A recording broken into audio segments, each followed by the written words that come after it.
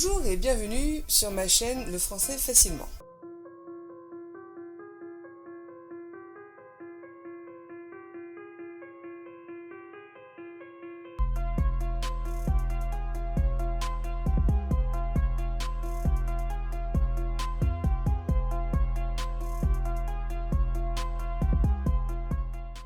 Aujourd'hui, nous allons parler des adjectifs. Les adjectifs sont des mots qui vont nous renseigner sur le sujet, sur sa qualité. Par exemple, ce jeu est génial. Génial, eh bien la qualité du jeu. Ou encore, sur son genre. Par exemple, allons voir un film fantastique.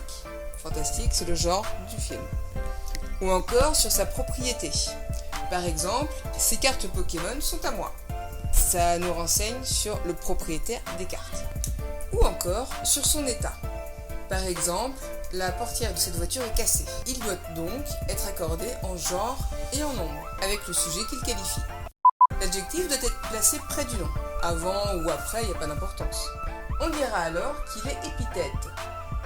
Exemple, ils ont des chapeaux ronds. Si l'adjectif est séparé par un verbe d'état, on a être, paraître, sembler, rester, devenir, avoir l'air, et demeurer. Il sera alors appelé attribut du sujet. Exemple, leurs chapeaux sont ronds. Sont, c'est le verbe être. Donc, l'adjectif devient attribut du sujet, puisqu'il est après le verbe être. Souvent, quand l'adjectif est plus court, il est placé devant le nom. Exemple, quel bel homme.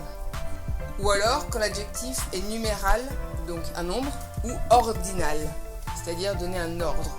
Dans quel ordre ça se dit ? Exemple, le 5e mousquetaire.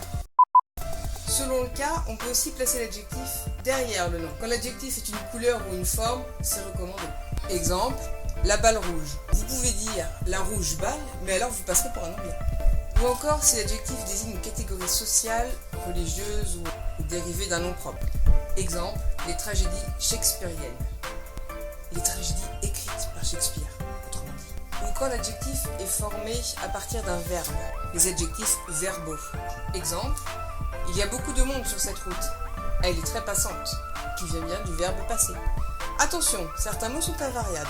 Donc même si l'adjectif doit être accordé en genre et en nombre, ils ne changeront pas d'orthographe. Par contre, il faudra faire attention à l'accord du déterminant et du nom. Exemple, un vieux journal devient des vieux journaux.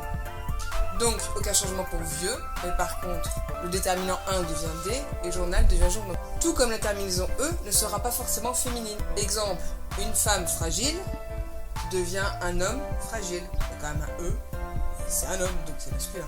Donc voilà, une petite vidéo assez courte et simple sur les adjectifs. Pour la moindre question, il y a les commentaires.